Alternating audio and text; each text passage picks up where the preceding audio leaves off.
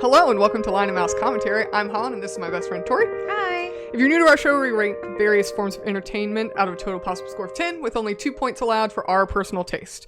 Don't worry, we break down everything as we go. Feel free to agree, disagree, or just find something new to enjoy. But be sure to tread lightly, there will be some hot takes and spoilers ahead. And cut to the intro.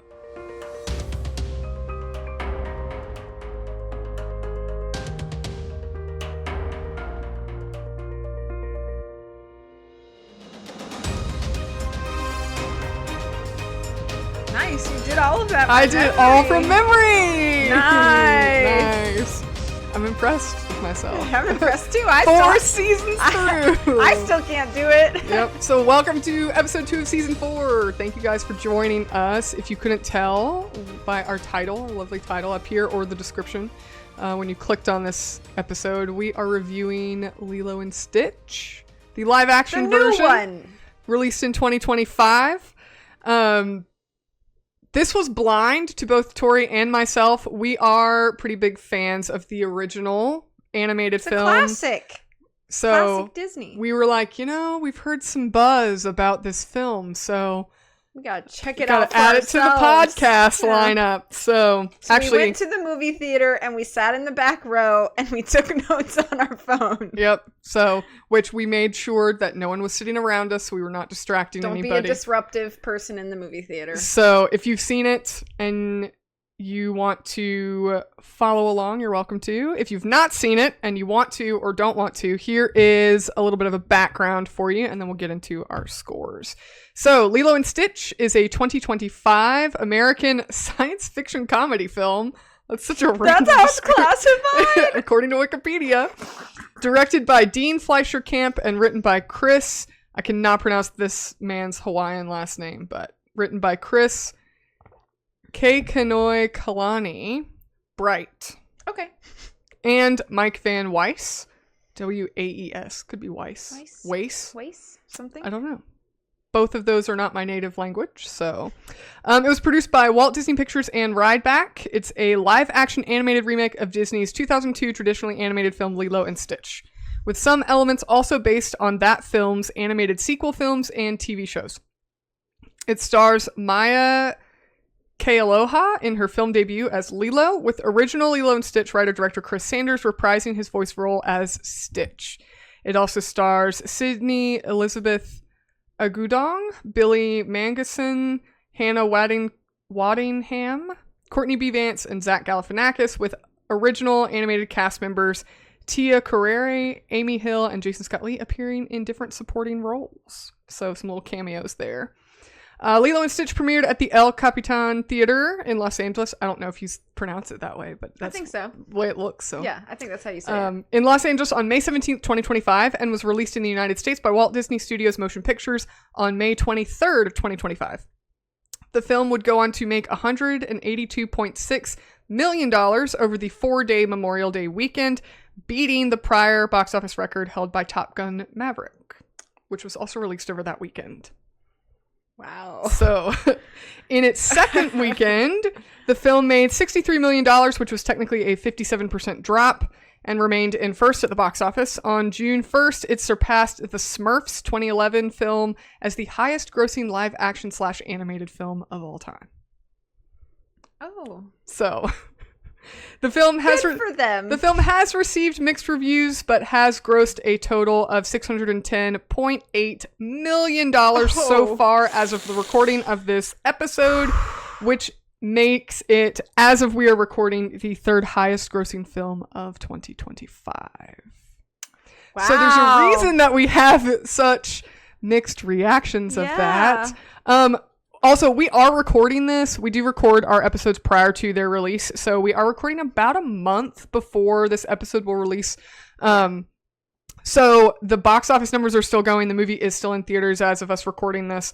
We wanted to kind of see it pretty early and record it while it was fresh. So stats may have changed. Things may have changed. And then who knows if you're listening to this much later when it's released on, DVD streaming, Disney Plus, things like that. Who knows what the kind of stats or reception will be at that point. I'm sure a year from now, those numbers will be much different. Yeah. So this is a very brief synopsis from IMDb. A lonely Hawaiian girl befriends a runaway alien, helping to mend her fragmented family. Oh, okay. That's what the movie's about. No, it's not. That is all I have for some background information for you guys, and Tori is going to kick us off into our first category. Okay. So, for movies, our first category is plot and story delivery. I think when you are tackling a adaptation of something that you already know pretty well, it can be very, very, very difficult to remove said adaptation from its original or the version that you may be familiar with, because like some things get adapted.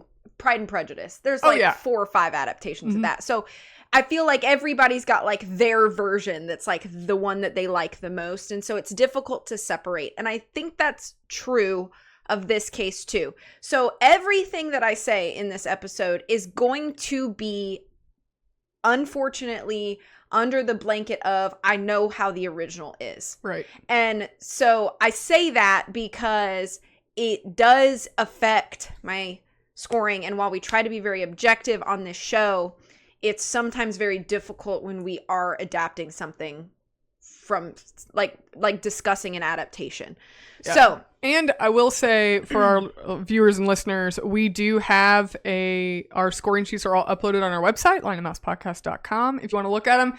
And we do have in plot and story delivery kind of a little like scoring reminder or tenet of that category where we are allowed to discuss whether or not it was a faithful adaptation of the source material.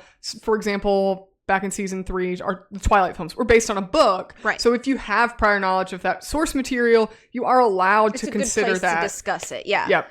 So, that being said, so for plot and story delivery, we allot 2 points, and I gave this 0 points. Oh my gosh, that's so harsh for you. It is very harsh for me. Have you ever given a 0 in a plot? I don't recall, to be honest. I usually try so hard to find some element of the storytelling that I thought was good. And again, maybe it goes back to my note of knowing the original source so well.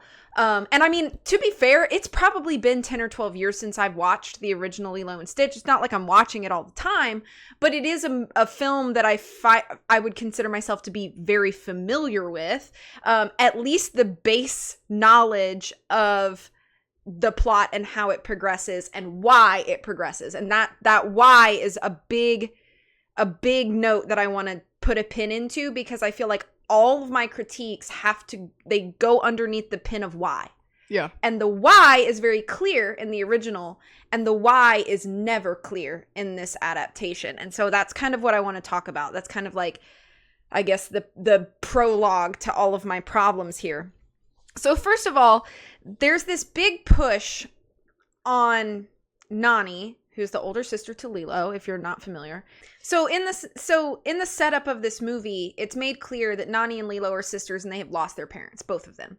It's not made super clear how they died. I don't think that part is very important, but the important part is that they're basically all they have left. And Nani is 19 years old. She is barely out of childhood herself. She has no idea how to, pay bills and juggle raising a young girl. Lilo is assumed to be about 6, I think. I think they say she's 6. Yeah, and she's trying to keep down a job and also just like have a friend and like all of these things. It would be super difficult for anybody of her age to do that.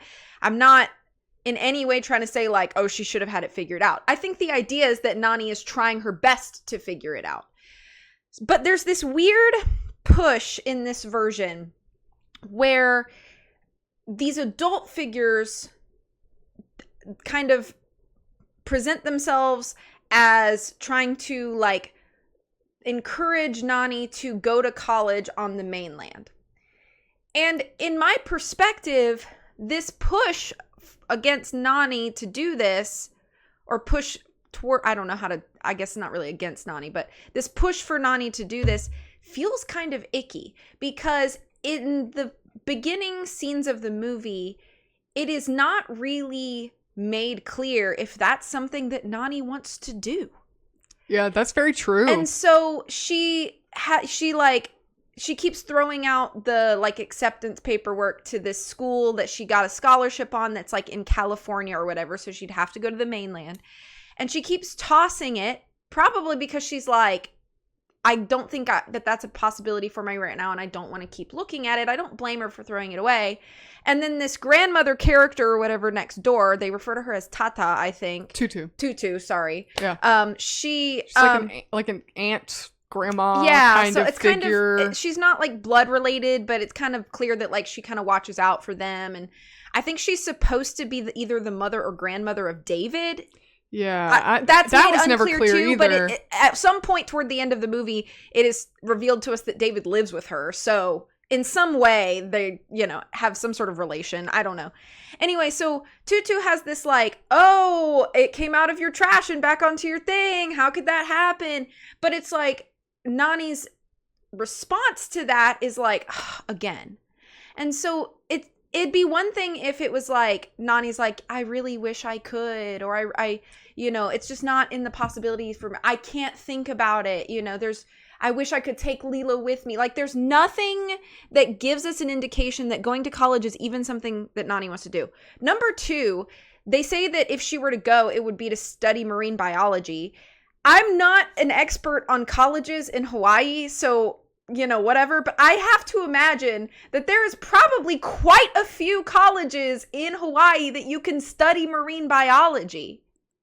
Yeah. Like, I think like the University of Hawaii, or I might just be making this up, but I mean the name of the school, I'm not sure, but there is a university in the Hawaiian Islands that has like a really reputable marine biology program. And maybe the argument could be, well, it comes down to scholarship. Nani got a scholarship to the one in California. Okay, maybe valid, but if the struggle here is that I don't really know if I want to go to college, then why has it become the central you need to do this plot thing? And I just feel like it overshadows almost every other motivation in the entire movie, which the movie should be that the motivation is Nani is going to do everything possible to keep this family unit together. It's why the whole concept of Ohana means family, family means no one gets left behind. That has been quoted for 20 plus years now since the original movie came out, and it means a lot of things to a lot of people who are, and I'm sorry to like make it seem more deep than it should, but if you are a fan of Disney and have grown up watching these films, you're an adult now if you were a child watching this, and that means something different to you at different stages in your life. And I think it's a very poignant and classic line that deserves the quotability that it has received at this point, and that entire premise of this movie is thrown out the window. Well, and I think, and I'm just going to piggyback on this now, I think they tried to set up in the film when Lilo says that to Nani, her response is, that's not reality. Yeah. So they even like, exactly, and, like, it dismantles it instead of supporting it. They for all intents and purposes, just spit in the face of that whole phrase. Yeah. As if that's not the point of this movie. Yeah. And so it's jarring and it feels disorienting to watch an adaptation that literally crushes under its heel the entire central theme that we have come to expect from the story of Lilo and Stitch. And so that was a huge problem for me.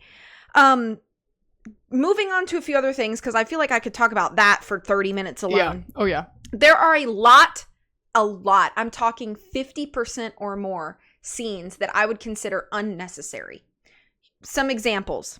This wedding reception scene when Stitch arrives on Earth and he crashes this wedding. And all it is like fart jokes and chaos for the laugh, but I didn't find any of it funny or humorous. So maybe a 11-year-old boy might find it funny, but even in the humor, which I could forgive if the scene meant anything in the long run, but it doesn't mean anything. It's completely useless. It does not move the story forward at all. It doesn't even really help you establish the fact that Stitch is chaotic, because he's chaotic through the whole film. It's made very evident, pretty clear. It's made pretty evident in the opening scene where it's like Stitch gets, he's like basically in court, in space court. Like that, from the beginning, you are establishing Stitch's character. We don't need this scene to do that. Every other scene in this movie does not move things along at all or connect with the scene in front of it. Again, 50% or more of scenes in this movie are just simply unnecessary. They're filler, they're fluff. And I'm not really against filler or fluff if there's some sort of emotional beat that's important or character beat that's important. Maybe it doesn't connect to the overarching plot, but these unnecessary scenes don't have any of that. It's really just silly jokes that it kind of just feels like they could have taken all these scenes and made like a montage, and I would have been like, all right, well, not always a huge fan of montages, but at least it's all right here in an isolated montage. And instead we're establishing Stitch being silly and chaotic. Yeah, but instead we're going to take what could be a montage and we're going to expand it to be half the movie and then drag it out. And it was just, it slowed everything down, I felt like.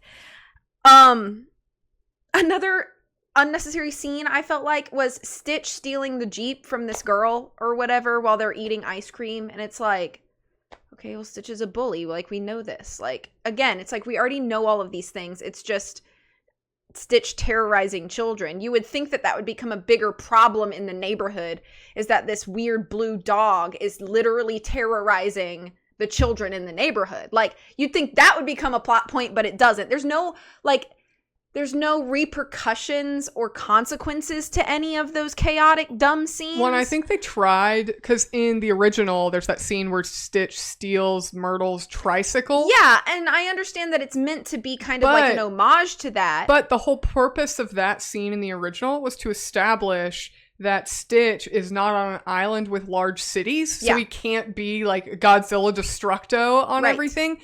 But they changed the setting of the island from like Kauai, or like a really smaller, like less touristy island, to Honolulu, Hawaii, and Waikiki Beach. So it's like that's like the capital. And also, so it completely like was a pointless scene. And not to say that like we should push small children around, but in this version, the character of Myrtle is not really established to be much of a bully. She says like one offhanded comment to Lilo at the very beginning of the movie, and then nothing else. So it's like I can't be like, well, Myrtle had it coming to her, because she really doesn't through a lot of this movie.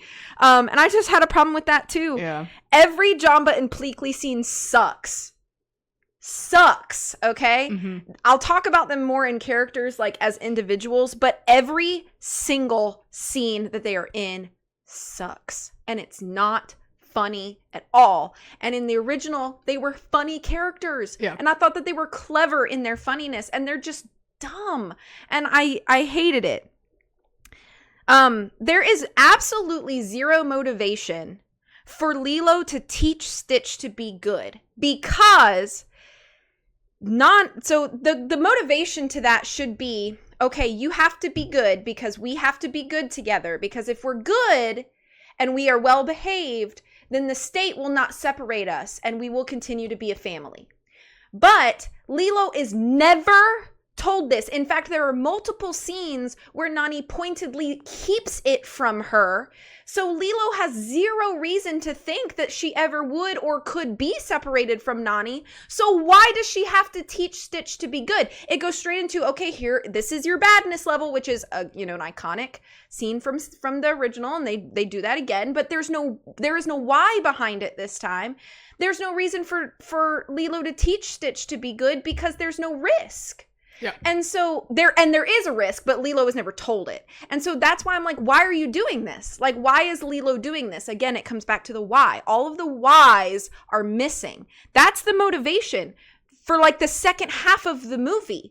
And it's missing. It wouldn't take long. Like all you had to do it's a conversation in the first movie was Cobra Bubbles in the original movie. Yeah. Cobra Bubbles says job, model citizen. Yeah. And literally. And it's missing. And because Cobra Bubbles, again, I'll talk about him, but he shows up and all he is kind of like a weenie side character.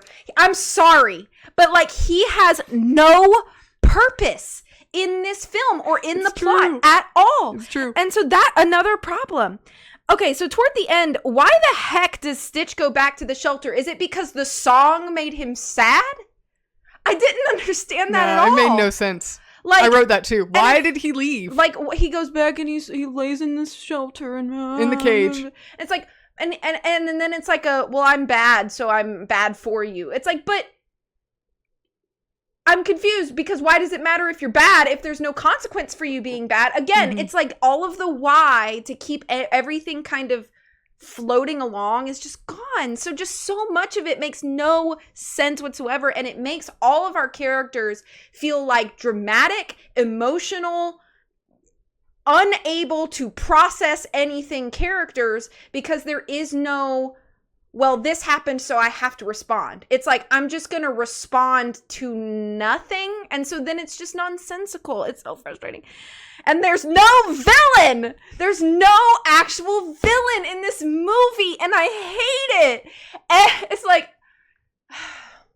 so apparently Disney makes this decision that there doesn't need to be the character of Gantu because there doesn't always need to be a villain. Yes, there does. In a movie like this, there has to be a villain because now it just looks like Nani is the bad guy for wanting to make any decision. It doesn't matter what decision she makes. She's the villain because she is a 19-year-old girl trying to make a decision. It doesn't matter if she makes a decision to go to college. It doesn't matter if she makes a decision to stay. It doesn't matter if she makes a decision to work at this job or to try to take care of Lilo in another way. Like, it doesn't matter because there is no central villain to like band together as a Ohana to defeat. The only real like conflict that we get is Jamba is trying to capture Stitch back because he's been given a directive by the space police to do so. So I really can't even blame him for being a little aggressive about it. He's been trying for weeks to do this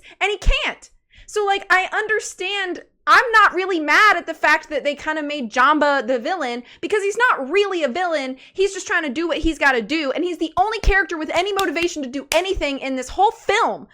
Sorry, I'm ranting really bad. Okay, so my final note before I move on, before I give myself a big upset, is Jamba's whole "you are bad" speech. His name is Jumba. Jumba, whatever. Jamba, like Jamba Juice? Yeah, I guess so, Jumba. His whole "you are bad" Jamba speech at the end. Yes. Barf. Yeah.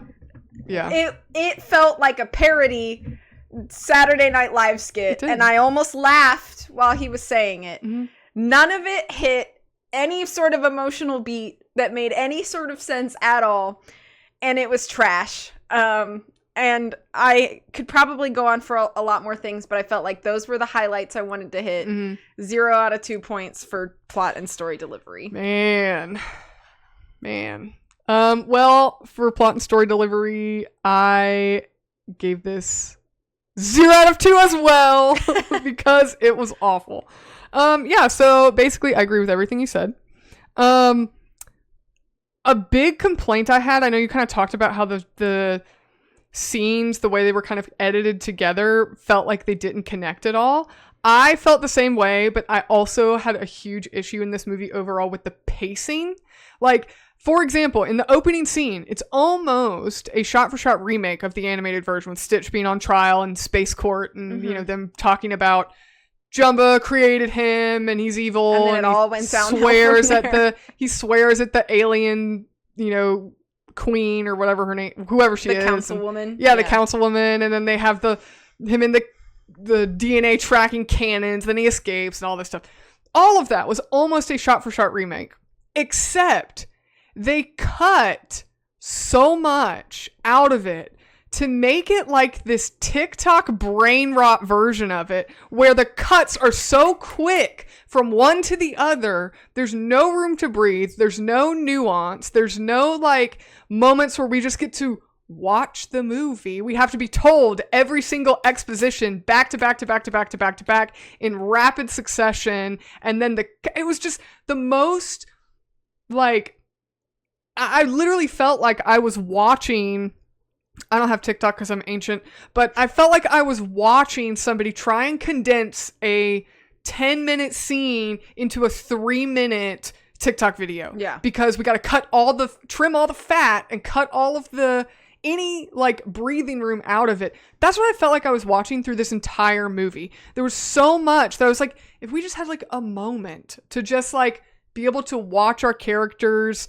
just react to something, or think about what they've heard that was just said, or think about something before they say things, or like just live like real people in the moment. But no, there's no breathing room in this whole movie. I'd argue that the only scene that is paced kind of well is the scene where Nani and Lilo are outside in the hammock and they're singing a song, but the emotional depth is completely missing because of the context of everything before and after it. Yeah, and I didn't even think the pacing on that was very good either. I felt like it was super rushed. Like, we immediately throw Lilo in the hammock and then start singing Aloha Oi. Like, so quick and so rapidly given to us. Like, hurry, have an emotional moment so we can move on to the next thing. That's fair. Like, the pacing was just terrible.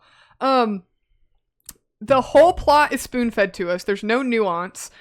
We have to give Nani a numbered list like it's a YouTube video of, here are the things you need to do. Stock the fridge, clean the house, and get health insurance. And then you can keep Lilo. And then we don't watch her do any of those things throughout the whole movie. Like, why did we need a numbered list? In the original film, we understand Lilo and Nani have this argument, and we get all of the context we need that Nani is struggling and she doesn't want Lilo to be taken away, and that's the big consequence. We literally get that in this like funny, like yet emotionally serious argument between Lilo and Nani. And instead we take that moment, we don't give us any of the context or the nuance or the subtlety, and then we just have Nani and Lilo screaming at each other like they genuinely hate each other, and then we're supposed to believe that these are real, relatable sisters. Like, that's the way they changed so much from the original. They were like, oh, well, we have to have this scene of Stitch on trial and Lilo and Nani fighting, but let's cut out everything that would be subtle or give context or move the story or give us emotional weight. Let's trim all that out because, kids don't want to see that. They want to watch Stitch run around at a wedding and have fart jokes and silly antics. That's what kids want. So let's cut out all the heart and soul of this movie and just like splice everything together. Like, we have to hurry up and get this edit to our TikTok videos, so we got to condense everything. Like one small like humorous moment where I was like, this, like, let it breathe, like let your audience like understand the joke themselves, was like the scene, and it's directly from the animated film, where Pleakley and Jumba are spying on Stitch, and it's like an infrared camera, and they're talking about Stitch, and Jumba says something to the effect of like, careful, he's listening for us. And Pleakley says, he whispers, how good is his hearing, which is straight from the animated version. And when he says how good is his hearing, you see Stitch turn and face the direction of Pleakley with his ears up because he can hear it. Yeah. And that's the joke. That's the bit, is that Pleakley says, how good is his hearing? And Stitch immediately hears him and turns. Yeah. That's the bit. But no, in this movie, Jumba has to say, well, that's why they're called super ears.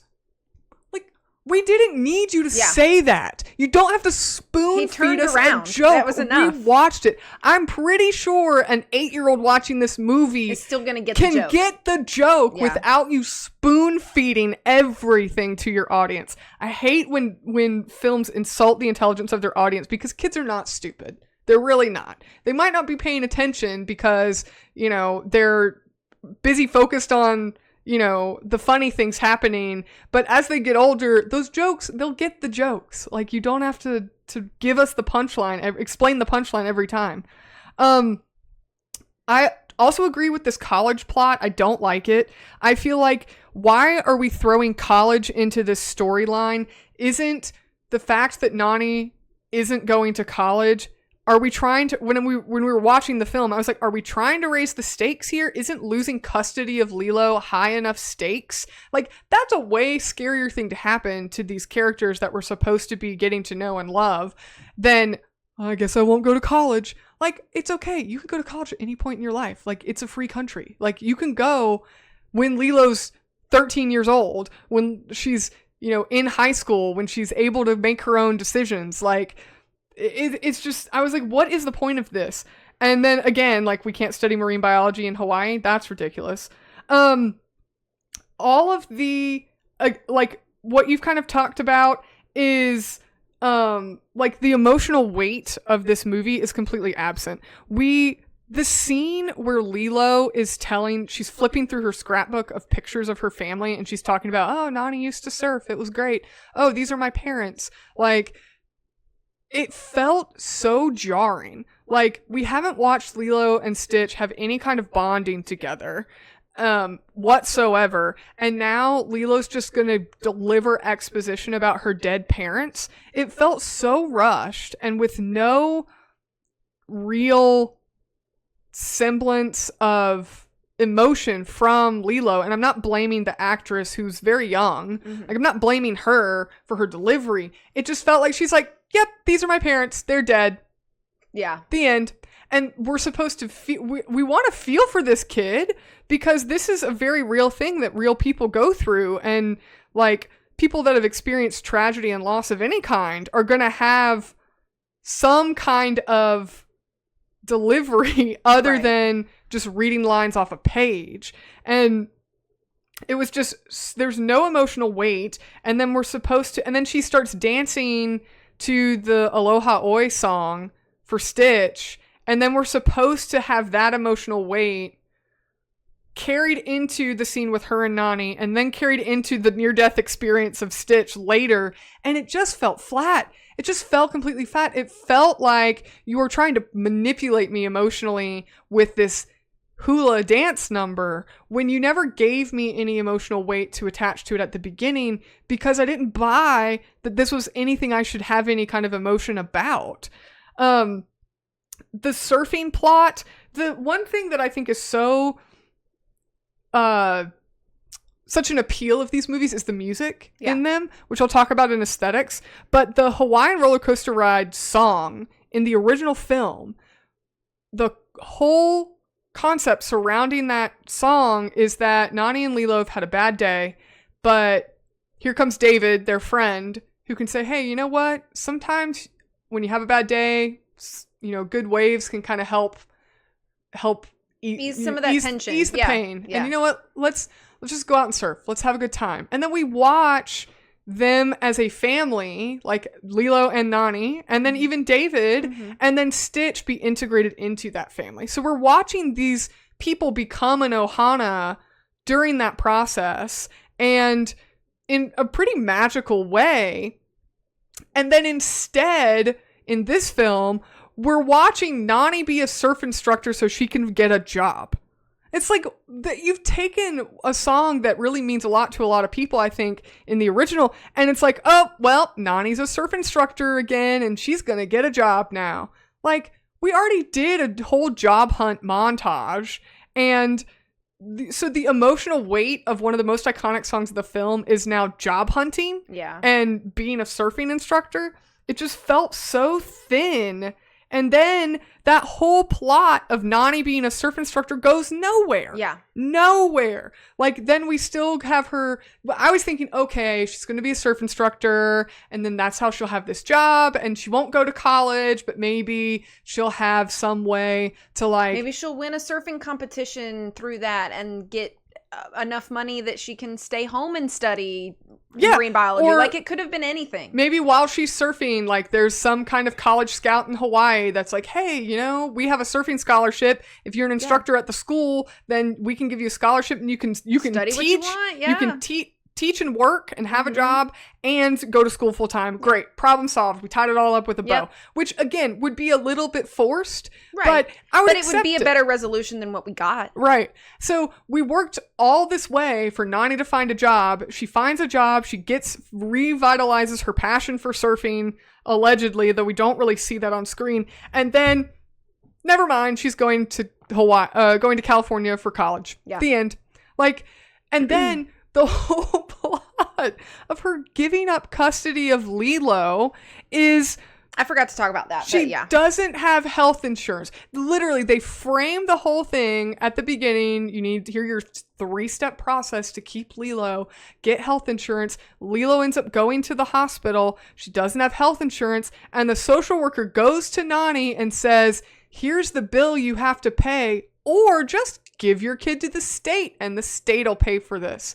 That's not how health insurance works whatsoever. You got to have it before you get the bill. And then 2, we're literally selling to our audience that relinquishing custody of your family member is acceptable just to get her on health insurance. Like, not that she's in physical danger, not that you can't put food on the table, not that she's not able to go to school or have a good life. Like, no, just health insurance. Yeah. That's unacceptable. I feel like it feels like to me at least, it feels like it translates like this, state worker, which let's even just give her the benefit of the doubt and say that her intentions are nothing but good. That moment still feels like, let me take advantage of the naivety of a 19-year-old and tell her what I think she should do. Yeah. And I think it's that's kind of like painful to watch because sure, Nani is young and naive and doesn't have an understanding of like how the world works in its entirety. She's figuring that out. It's why it's part of her character. But to just be like, you can't do it, let me, is kind of I don't know, it feels like really hard to watch. Like, why don't we root for Nani to figure it out instead of just being like, I'm not going to give you the chance any longer. Right. And so, and then it kind of resolves, and I don't want to jump too much into your future notes, but like it kind of resolves with the answer just being like, let's give her to the weird grandma next door. Yeah. Yeah. I'll mention a little bit of that in characters, and so I'm like, but yeah. And then they live in Lilo and Nani's house. Like, who owns this house? Right. Like, if we're going to get all, like, technical about health insurance, but we're not going to talk about who owns this house. Did Tutu just move into their house? Who's living in her house now? Right. Who's paying the mortgage on this house? Is it David? Like, okay, David, you get Tutu's house. I don't know. Like, all of that is so unclear to me. Yeah. And then the whole point of this movie, I feel like Stitch is completely useless of a character. He doesn't do anything to move this plot, to have anything. It's literally like they took Stitch and they made him the cute animal sidekick. I was going to say that he was downgraded to the dumb, bumbling animal sidekick. Yeah, which is not...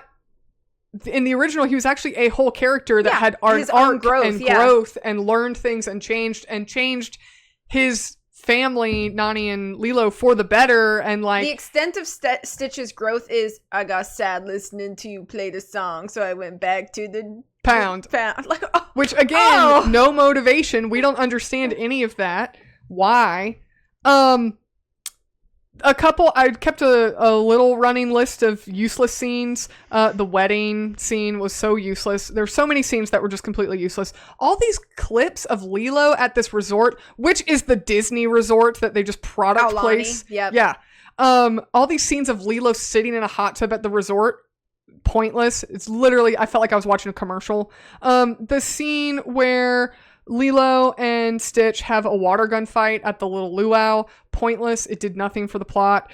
Jumba dragging Pleakley across the road and then like waving, completely pointless. Stitch getting a bath, completely pointless. Why did we have this in the movie? It was useless. The scene at the beginning when we're introduced to Cobra Bubbles and he's looking at the spaceship that crash landed, again, also pointless, completely nonsensical. And then the subsequent scene when he's sitting in the car, like spying on Lilo and Nani and Stitch, also pointless. Like, so many scenes in this movie, it's like, why are we watching this? This isn't moving the plot along. It's not giving us insight into these characters. It's just filler. I'm literally watching filler. I ran out of room on my page, so I have some notes on my phone that I took. These are just some general notes I have. I'm not going to read all of them because it's very long. I also, again, no motivation. Why did Stitch run away? Why did Nani decide to give up Lilo? We really don't get an answer to that. Why is Cobra Bubbles even here? Why did Jumba lose his clone outfit? And then at the end, like the big finale, he's marching around the house in his regular alien form. We're never given an answer to that. The whole speech that he did with Stitch saying that the only reason you chose Lilo is for your own protection. And she looks at him and goes, is that true? Why would you care? Why would you care? Why would Lilo even care about that? How is this an emotional moment? Are we trying to have a third act breakup where they just Lilo leave? already knows that his badness level is up to here. Right. You know? And then, like, in the first film, in the original film, there's this kind of big reveal of Stitch actually being an alien, and that's kind of a big deal. But in the end, it's just a turning point for Nani and not for like, again. And then immediately after that, Stitch just, okay, well, take me away. Why? Why does he want to just go with Jumba? Because Lilo's sad that he is bad, which she's known this whole movie? Why Jumba has this line where he talks about how he's going to take away Stitch's capacity to love?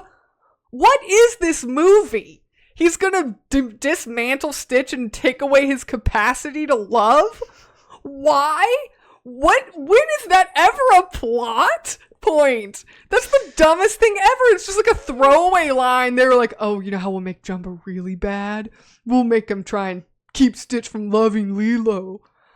What are we watching? That's so stupid. And then at the end, when Cobra Bubbles and the councilwoman, the alien councilwoman, are like, how can I trust you that you won't just blab about aliens to everybody? And Cobra Bubbles is just like, it's all right, we good. Okay, it's good enough for me. Like, that was stupid, made no sense. Going to college is what Lilo and Nani's parents would want. When did we ever establish this? It's what they would want. And then the whole point of Ohana is that the whole justification is that Tutu says to Nani that it's your job to not leave yourself behind, Nani. And then she says, go make us proud. What? Leaving yourself behind? Since when is that a point of Ohana? What? We just pull this out of the air. Like, we just need an excuse. You know, no one gets left behind, so don't leave yourself behind, It'd be one thing if Nani was like, I haven't eaten in 2 days because I've been giving all my... It's like, okay, then in that case, it'd be like, you also need to make sure your needs are met so that you can meet the needs of Lilo. In that situation, okay, I'd understand a line like that. But it's not coming down to like, you know, oh, this research facility told me I'd have a job if only I had a degree.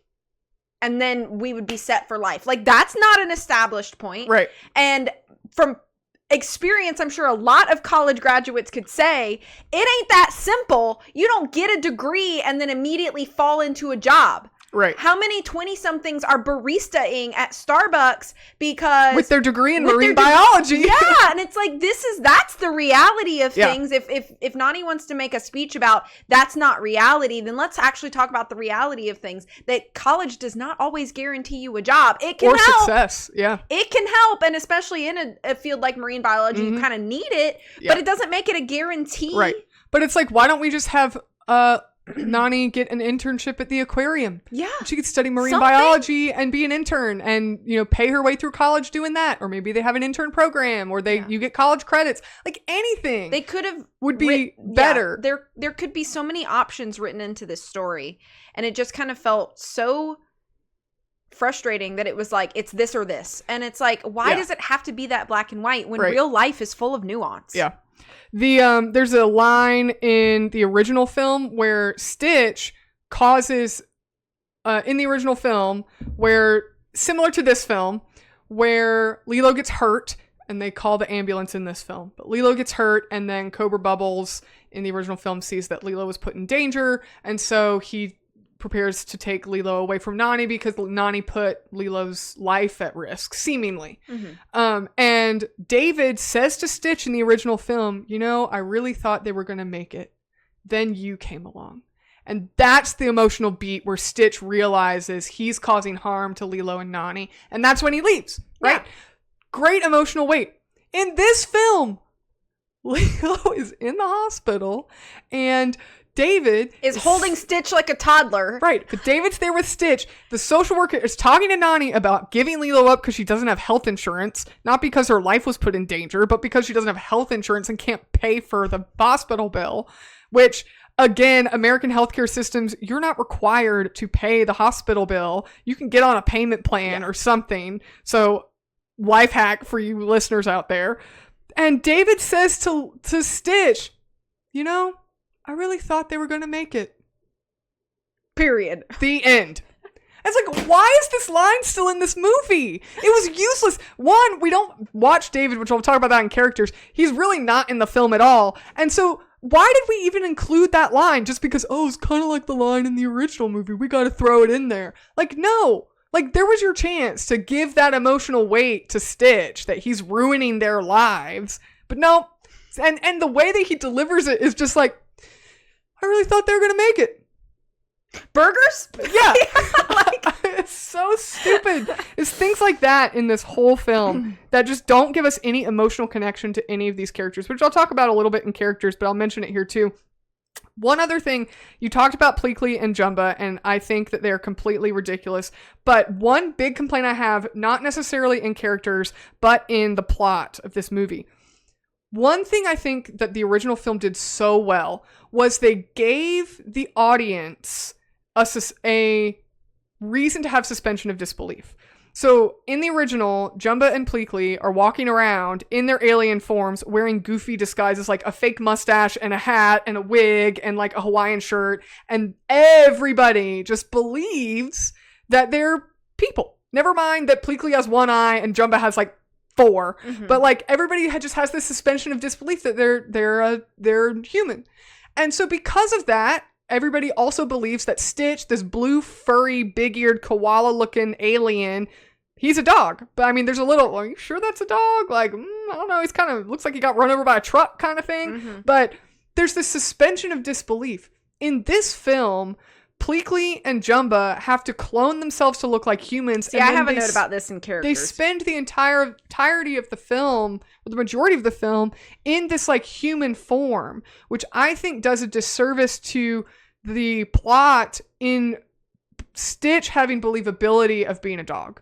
So he okay, well, if we're not going to buy that Jumba and Pleakley can wear kind of goofy disguises and everybody believes it, then nobody in this world is ever going to look at Stitch and not go, that's an alien. Right. Look at him. He does not look like a dog. Good point. And so I put that in plot because I think it kind of ruins Stitch as a character, because the whole point is that here he is, he's kind of passable. Right. He's passable as a pet.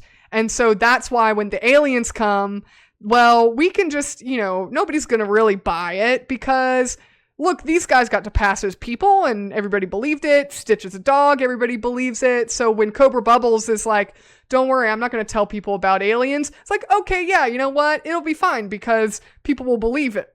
And all of that is kind of taken out from the plot. I had so many more notes about the plot. I can't go into them or this will be a 10-hour long episode. But those are kind of some of the highlights. I just really think that the plot just felt like somebody didn't actually watch the original. They just read a Wikipedia synopsis and were like, yeah, I can rewrite this movie. And all of the whole purpose of the film and the themes of the film were just kind of ruined. So 0 out of 2. All right, so Tori is going to kick us into our next category. Okay, so for our next category, it's characters, and we allot 3 points for movies, and I'm giving this half a point, which I think is generous. So I'm sorry, but Zach Galifianakis' Jumbo was one of the worst decisions I think that was made as far as casting goes. he didn't even try to gruff up his voice at all. And it feels so far removed from the depiction of Jumba that you would want to have. And he feels like such a, like, I don't know. His voice bothered me through the whole movie. It's Me so too. far removed. Yeah. It just didn't look like it fit the physicality of the character. Right. His voice would have been more fitting for even a character like Pleakley. So it was just very frustrating for me in that regard. Cobra Bubbles has zero purpose. I kind of touched on that in the plot, but he really shows up. He does not raise any stakes. He is kind of a weenie pushover about a handful of things. And he has no real contribution to the overall plot. He doesn't really hurt anything, but he also doesn't really help anything. It's like the only contribution that he has is he promises that the CIA or the government is not going to hear about what happened with the space government or whatever. Like, oh, your big contribution is a promise to keep your mouth shut. Keeping aliens a secret, which if his character wasn't in the movie, it wouldn't even be needed. Right. But then it's like, if he's like that willing to just like keep his mouth shut, then why did we have all of these weird scenes that he's like investigating the spaceship? Like, he obviously knows that there are aliens and that they like exist. So it's almost like he's posed as a CIA agent and you're like, oh, well, maybe he's actually investigating like intergalactic, like, you know, alien peoples or governments. Like, maybe that is part of his job, but that's never actually revealed to be anything as part of his character. So at the end of the day, he didn't have to be there and it would have been perfectly fine. Another character that's just like that is this Tutu woman, this grandmother woman. Yeah. She contributed nothing except for a few snarky lines, and she kind of babysits Lilo for like a couple scenes. But hear me out. David could have filled in all of those spots. That's so true. Every instance of Tutu being used in the story, you could have removed her and had David been that person, and it would have, in my opinion, made more sense than this random like elderly neighbor woman.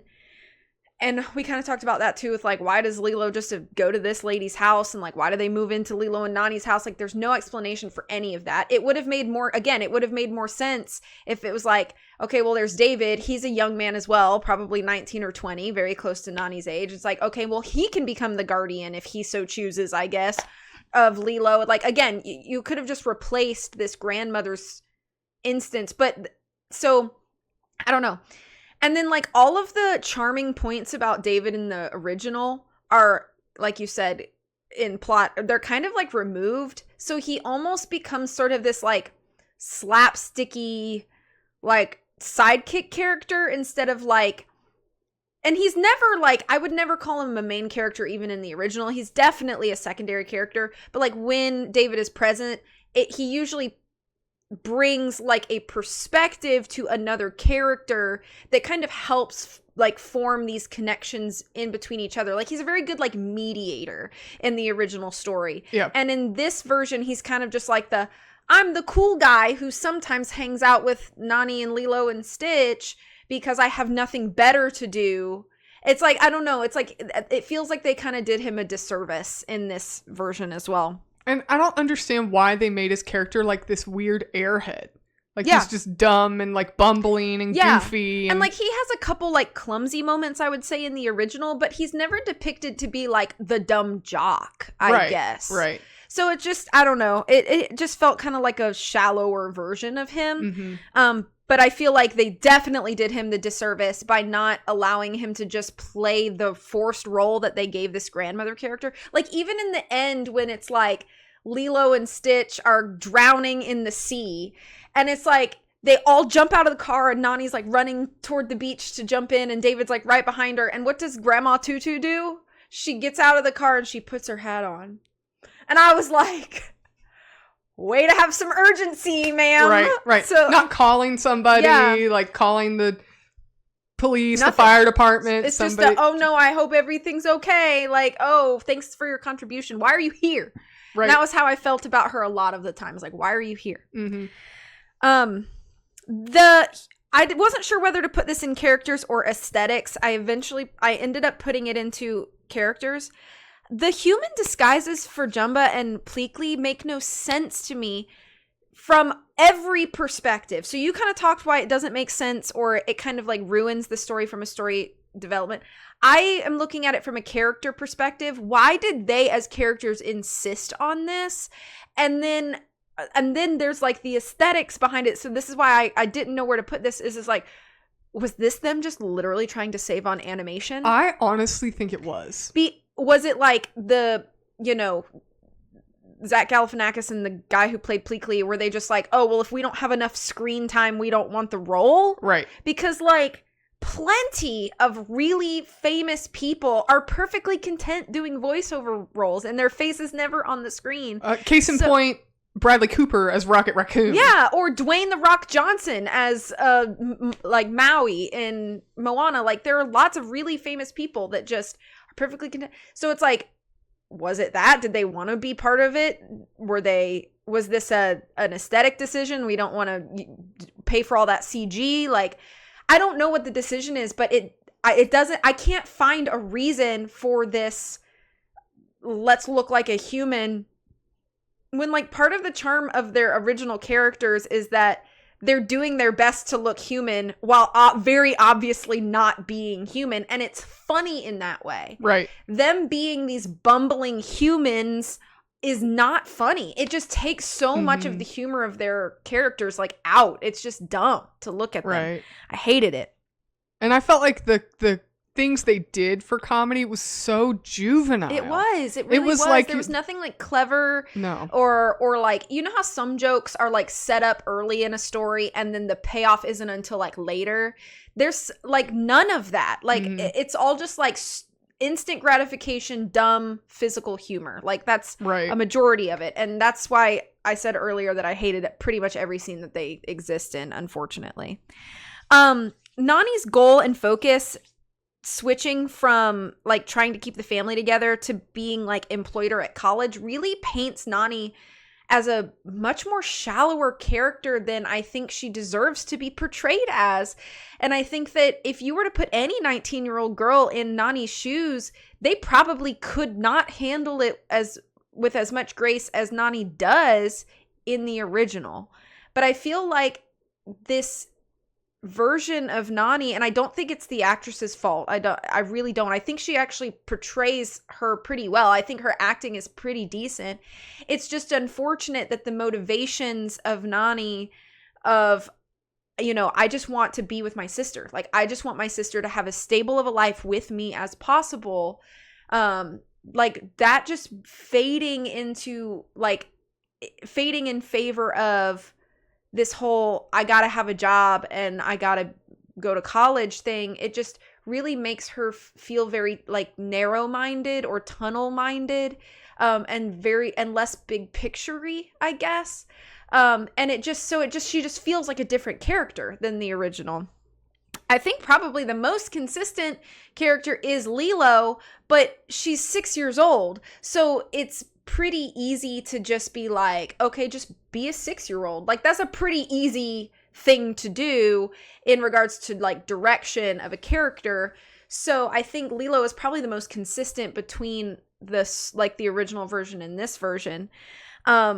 Stitch is ruined. I mean, he like you mentioned before, like he's really been downgraded or demoted into silly chaos gremlin instead of like cognitive alien creature that learns and grows, and then we get to see the payoff of that.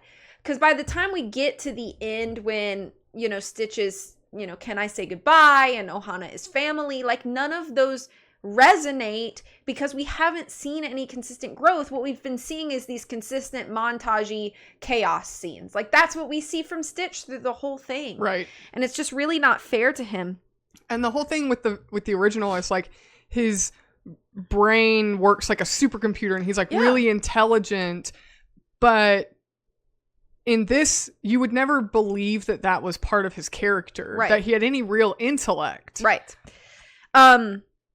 The absence of Gantu ruins almost every dynamic between characters as possible, because now all of our characters, our whole cast, they have no reason to band together to overcome a common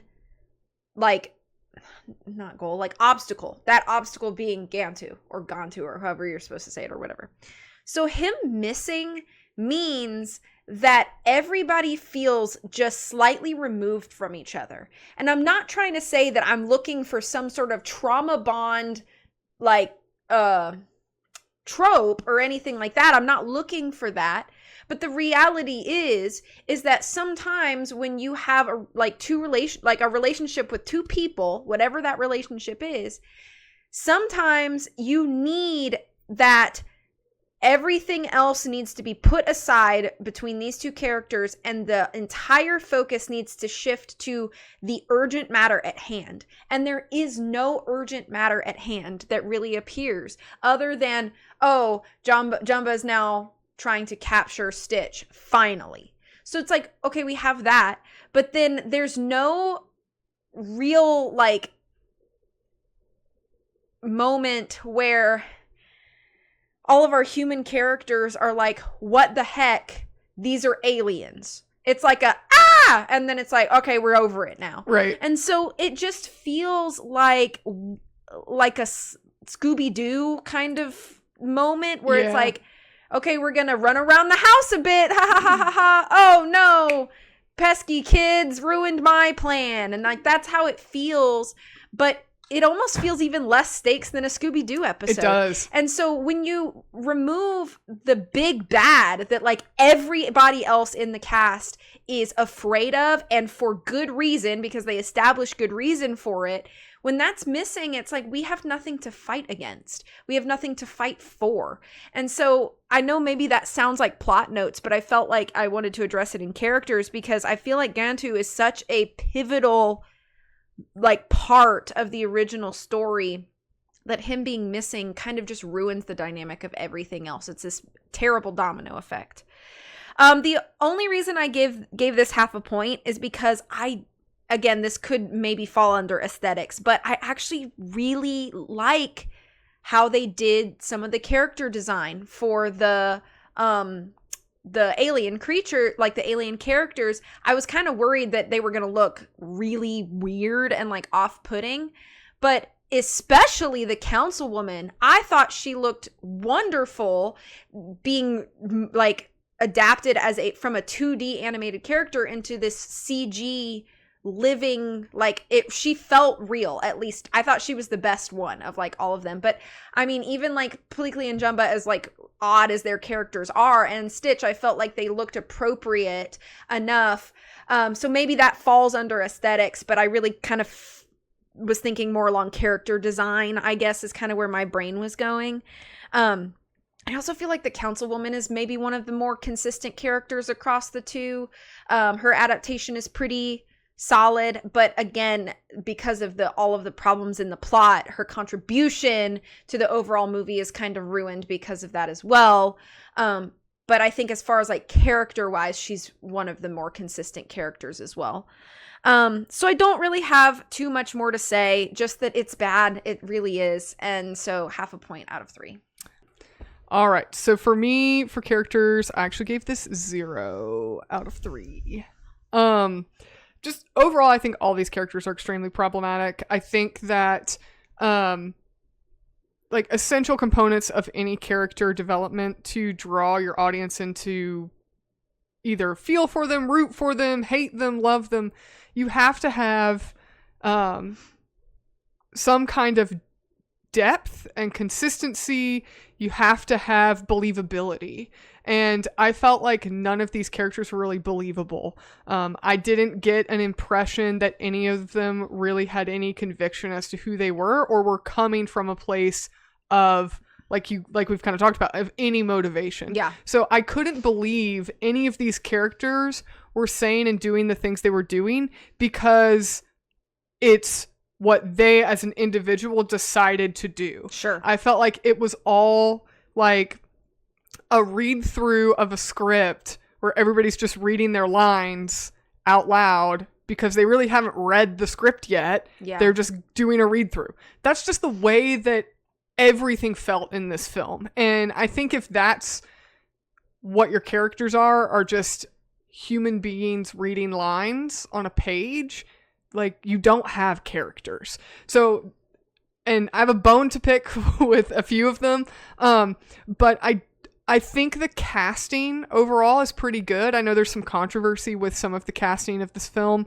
but I do think there are some casting moments where it kind of missed the mark. So I feel like it's neither here nor there. My kind of I'll just kind of go like character by character.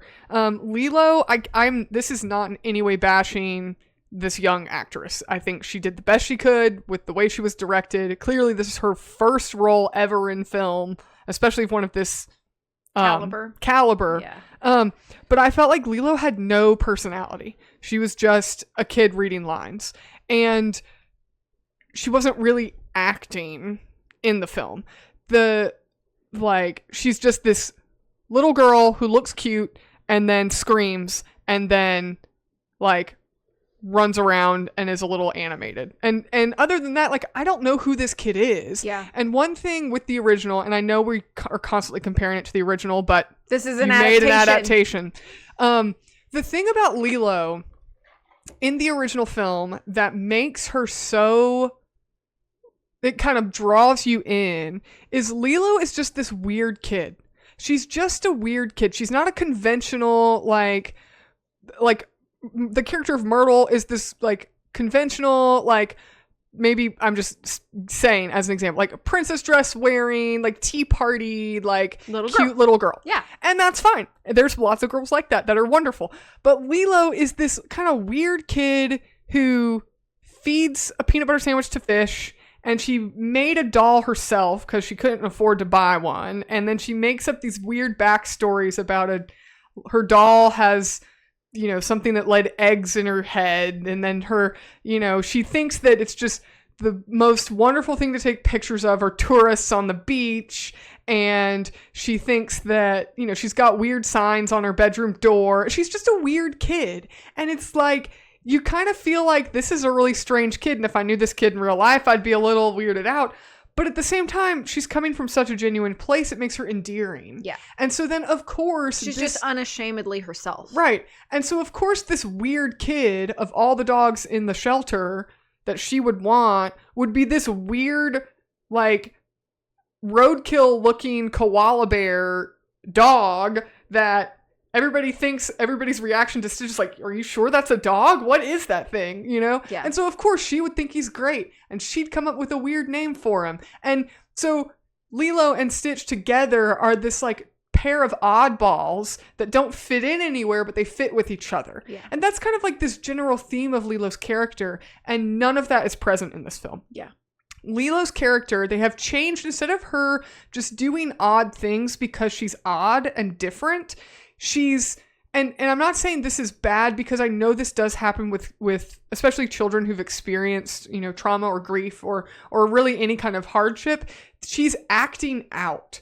The whole core of her character is, you're not bad, you just sometimes do bad things. And now it's about being bad and being good, instead of, this is a little girl who's lost her parents and is navigating the world as best she can. Mm-hmm. That was who Lilo was in the original. And now she's just, oh, you're not a bad kid, honey. You just do bad things. And it's like, okay, now we've just summarized her into, you're bad the way Stitch is bad. Yeah. That's how you two fit, because you're both doing bad things. Which is kind of a disservice to do, especially to a child as that young, because now it feels like every action and word is like put on this scale. Right. And it's, that's really unfair to do to a child, especially that young. Right. And now we've taken Lilo, instead of her being odd or weird or different, now we've taken her and made her bad or good. Now we've attached morality to it instead of her just being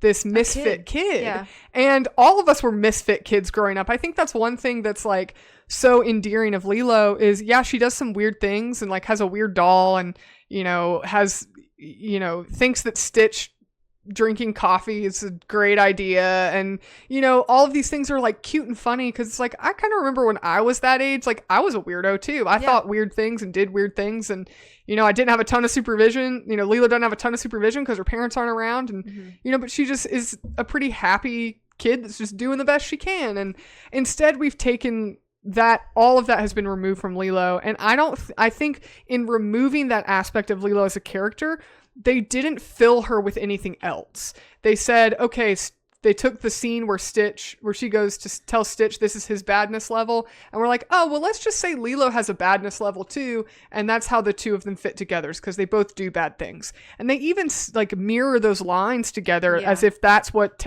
ties these characters. That's the bond, yeah. And it's just, it's not good. It's just not good. I also think that she and Nani, they don't seem like sisters. They seem like two actors that were together for 2 days. They kind of give more babysitter and kid vibes. Yeah. And Nani as a character doesn't feel like Lilo's older sister at all. She feels like this stressed, annoyed, overwhelmed young woman. And she holds that level for the whole film. Every interaction with Lilo is her being annoyed at Lilo, overwhelmed with the situation, or stressed that she's going to have to make a hard decision. And there's nothing, that is her only character note. And it's very flat and it's very boring. And although I think it's a very realistic aspect of her character to have, and for her to have those moments, I think this is where you had a poor director not work with this actor to be like, okay, well, this scene, we're going to have you, as a real human being, you have good days and bad days. You have good moments and bad moments. Like, you're not stressed all the time. And in the original film, this story takes place over, an extensive time. And this film only takes place over like 1 day. 2 days. I think it's supposed to be like a week. Yeah, but it doesn't feel like it. Right. It feels like it's 2 days. And because no, I think it is less than that, because the social worker at the beginning says you have until Friday to do these things. Right.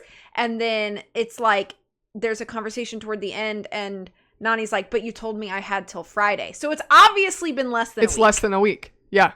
And so it's like I think it's just poor directing that nobody took this young actress who's playing Nani and said, all right, let's give your character a little nuance. In this moment, you're just going to have a good time and enjoy yourself and bond with your sister. And I also feel like they didn't give these two actors playing Nani and Lilo any time together to really have any kind of relationship, because they feel like two strangers put in a movie together. And I think that's a disservice as well.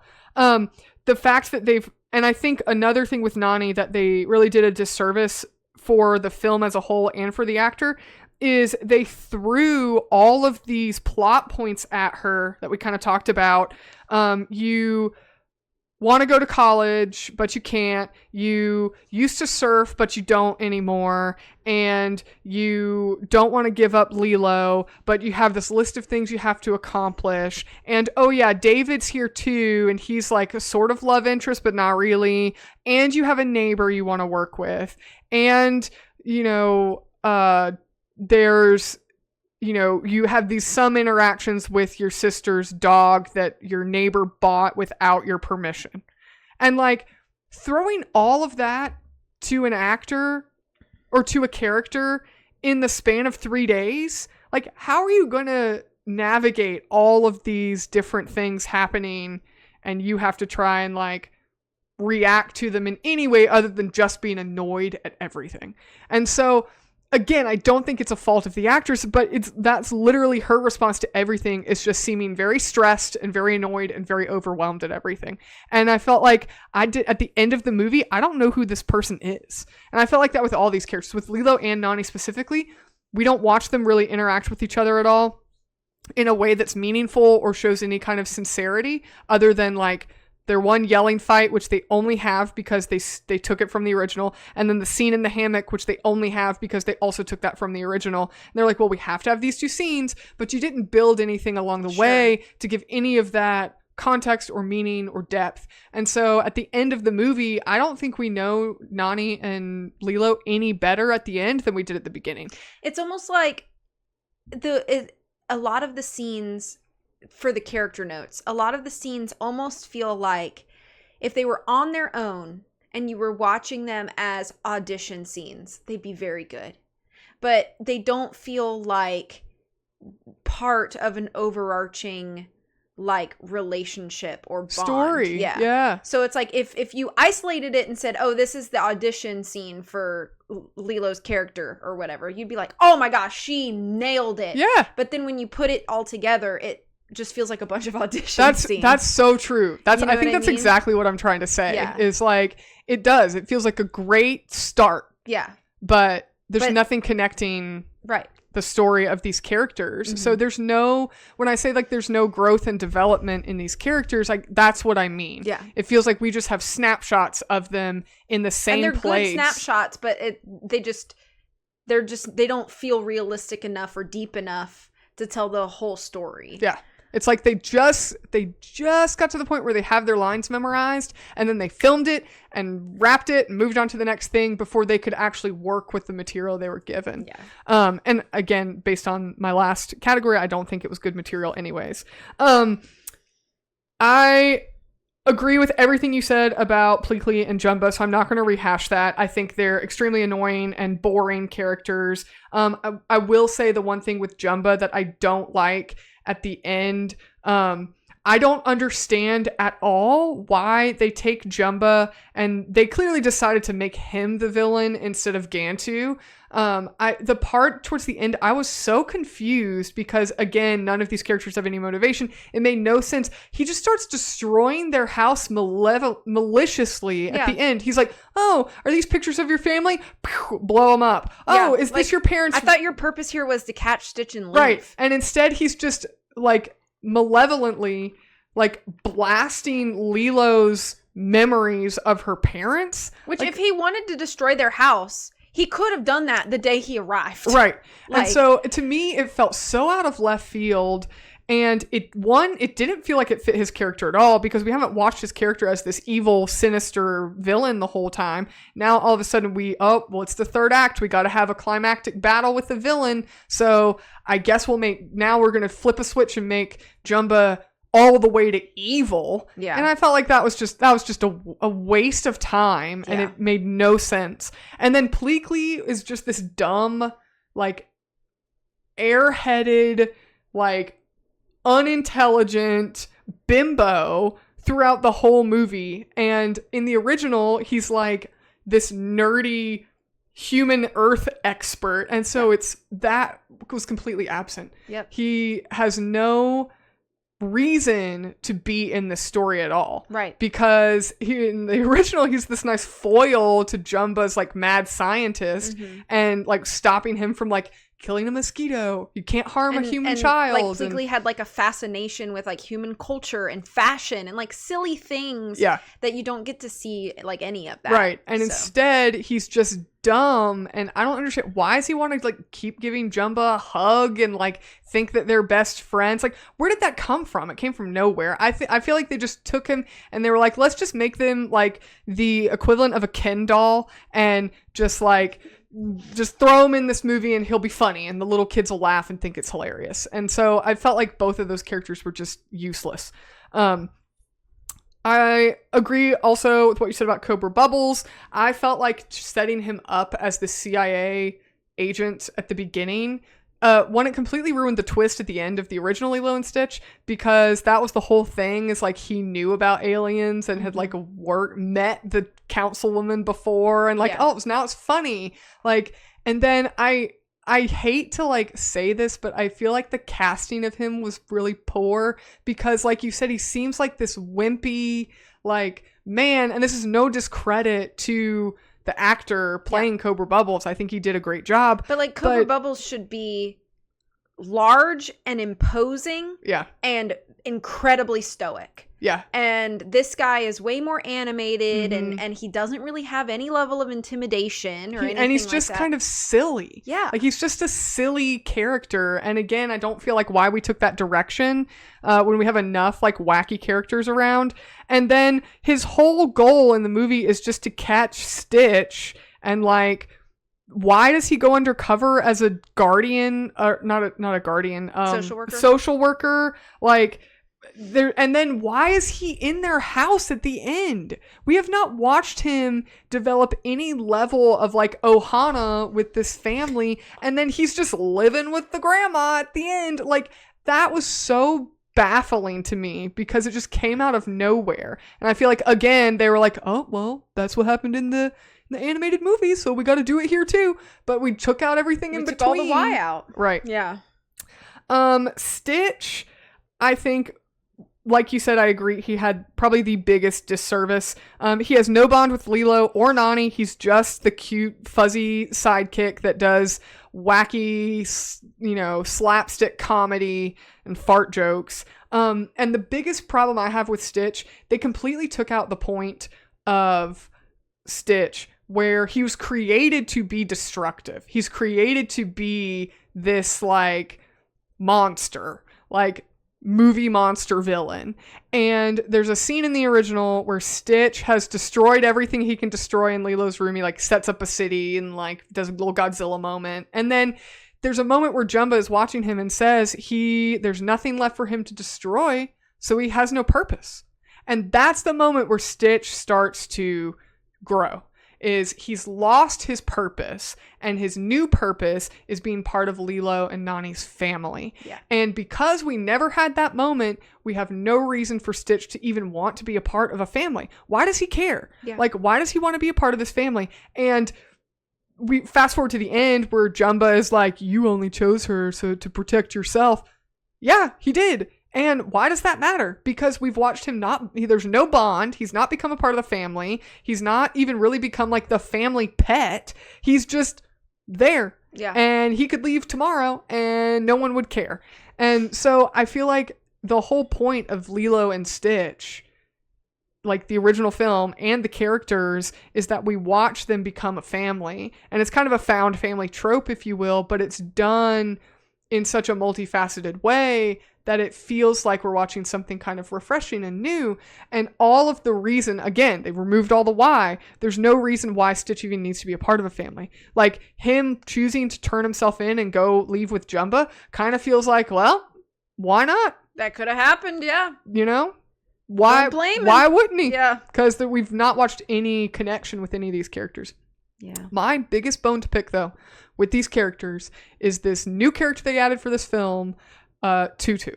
My biggest bone to pick is this lady. I'm so livid at her through the whole movie when we're watching this. First of all, she rolls up on like a gator with a bunch of garbage. And I'm like, who is this random garbage lady? Is she picking up the trash? Like, is she the trash pickup? Like, who is this? So the whole film, I was like, is she just the garbage lady? Why does she get so much say in things? Who is this person? Then you find out, oh, she's actually a neighbor. And then you have this character that we have written as a grown adult who is supposed to be responsible. And she buys a dog, which a pet is a huge commitment. She buys a dog for Lilo without Nani's permission and then acts kind of like, whatever. Like when Nani protests, and then she spends the entire movie doing nothing helpful for these sisters who are struggling to pay bills, to get a job, to keep the house clean, to stock food in the fridge. That's one of the first things we find out is they don't have food in their fridge. And this neighbor who's like, you let us know if you need anything. Okay, how about some groceries? Yeah. Like, honestly, how about you help us figure out how to pay these bills? Yeah. You see this social worker coming to the house all the time and having these hard conversations, and you find out that Nani's being told, hey, you might lose custody and your sister might have to go be a ward of the state. And this grown adult woman is like, but let's get you a dog. No. She's like, yeah, I mean, that's kind of hard, but, you know, then you could go to college. I know, maybe she's the villain. Yeah. But you know what's really important, Nani? You going to college. All this hardship you're dealing with, and I'm just sitting back and watching it all happen. And contributing to some of it. To more of the chaos. And you know what? But you know, we're your family too, so we'll help you. And then she does nothing. And then this woman that has done no help, she's the foster mom at the end? I wouldn't trust a dog I didn't like to this lady. That dog would not come out of that house alive. That's why I was saying that they should have just replaced her with David. At least I would have trusted him more to take care of Lilo. And then why did we write this character into this film? All it does is make everything like feel less realistic. Like it just makes, oh, but this is our Ohana. Like it's grandma with cobra bubbles with David in Lilo and Nani's house with Lilo and the alien guy at the end. This is great. This is a real Ohana. Are you kidding me? You could have done something at the beginning to help these struggling siblings who lost their parents, and you're just like, I don't know what to do, but you know, it's the most frustrating thing ever. And I feel like we all know people who are like, you know, just let me know if I can help, and then they're never there. Yeah. Like that's this lady. I was so annoyed with her the whole movie. And what really bothers me is like we're supposed to believe at the end of the movie that she's a better guardian for Lilo than Nani is. I know. Like no, like we've seen nothing. Now it'd be one thing if if they just rewrote the whole movie, changed the whole thing, and here Nani literally just cannot make things work. She just can't. She can't. Her job doesn't pay. Maybe her job doesn't pay enough. She can't, you know, she's like we said, she's giving up food from her table to feed Lilo, and like she just can't make ends meet, and that happens. Like that's real life. Yeah, that's real life. And this lady's like, look, I'll step up and do it. I'll put groceries on the table for you. Or maybe let's say she tried, you know, helping buy groceries, helping all this stuff, and at the end of the day, it still wasn't, you know, working. And then that's when, you know, somebody comes in and says, all right, you know, you've been able to help provide, so let's transition that to be full time. Yeah, no, I agree. But no, I thought it was completely, it was just a completely the wrong move to make in this movie. That's and it's like, especially when it's like, this is supposed to be an adult, like mother, grandmother, aunt figure to these main characters. And then this is what you're setting up is what family should do, which is nothing until like the worst possible scenario for your family. Like I was so mad by the end of the movie at this one character. So yeah, and the social worker as well. Like I don't know why they wrote her into the movie. I don't know why they split Cobra Bubble's role as the social worker and the CIA agent, why they split that into two new characters, why they added this one lady and then took David and made him almost non-existent. It felt like the weirdest character move shuffle, musical chairs. I just thought it was all bad. All of it was bad. So 0 out of 3. Okay, fair enough. So our next category is aesthetics. Out of 2 points, I'm giving this half a point. I'll do positives first. Typically I do negatives first, but I'll do positives first. I actually think the CG is pretty decent, and I don't have a ton of problems with it overall. I also think that the sets are pretty good. Sets and locations were done pretty well to match kind of the feeling of the like animated versions of them, and I thought that effort was really nice to see. And I thought that the sound was mixed decently. However, that's kind of where it ends as far as positives go for me. I feel like the music did not get an opportunity to shine very much, even just the score. But a big disappointment that I had was in the original version, different songs from Elvis's discography play as really pivotal, kind of like fun moments. You know, they're used in different parts of the movie, and while there is moments where they play Elvis songs, it's definitely not tied into the overall mood of the movie as much as it should have been, in my opinion, or as much as it was in the original.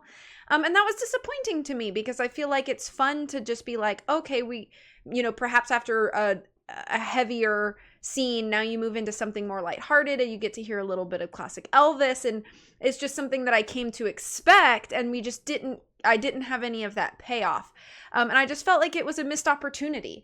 And then, not to mention the fact, and you mentioned this earlier, I think in plot, is that they kind of diminished the role of Hawaiian roller coaster ride, which is, you know, thus Lilo and Stitch song, you know, that everybody knows. And that kind of fell by the wayside as well. I felt like the score was not very memorable in any part. It definitely did not feel super atmospheric or even like locationally based, which I found surprising. I don't remember any specific moments where I was like, oh, the music is nice right now. It was just kind of there and forgettable. So I felt like that was just a missed opportunity. There's also quite a few editing and continuity errors. The biggest one that I can name is in the beginning of the movie, when Lilo is running late for her dance competition. She comes in and the dance instructor hands her her outfit, and he says, now go get dressed. And then she just jump cuts into the line in her outfit. And there's no like indication that any time has passed. So I was like, what in the heck was that? Because it really felt like we were looking at Lilo and she had her arms full, and then it just changed angles of the line, and then she was just like dressed. And so I don't like, just the movement of her starting to exit frame to like run to the bathroom or something to change would have made that editing so much smoother, in my opinion. Yeah. And so that like weird continuity, I noticed some continuity errors too, with like hair this way and then this way, like a few back and forth things like that I noticed, which I feel like with something as big scale as this, those are errors that should not have been made. So that confused me a lot too. I think overall, I don't have a ton excuse me. I don't have a ton more left to say in aesthetics, but I think overall my issue with it is that you hope for, with a movie set in such a vibrant, culturally like significant place as Hawaii, that some of that vibrancy would come out aesthetically. And it just doesn't really feel very vibrant. And I'm not trying to say that every scene needs to feel vibrant, but you know, it felt like the colors were kind of dulled and muted based on what I, you know, expected. I didn't get like a lot of that just like overall like coloration that I'm looking for in something that takes place in Hawaii. And so with the music and the coloration and all of these things happening at once, it just kind of felt, I don't know how to say this without sounding odd, but it almost feels a little too mundane to be a movie about aliens on Earth in Hawaii. So it just felt a little too mundane. I felt like I was in a suburb in Illinois or something like that. Like this is a community in Michigan or something like that. Like it felt like that, and not so much like, we're in one of the most beautiful places. We're in Hawkins, Indiana. Yeah. Instead of we're in one of the most beautiful places in the world, and grief and loss can still exist in a place as beautiful as this. But it really just felt like we weren't in that beautiful place. And so while I understand that it may not have had to be the focus of the movie, I'm not saying that the whole movie should have been about being in Hawaii. it just felt like a missed opportunity to show off a lot of like that beautiful natural like flora and fauna, and just overall culture and like vibrancy that you would think of when you think of Hawaii. So 0.5 point out of 2 for me for aesthetics. All right. For aesthetics, I also gave this 0.5 point.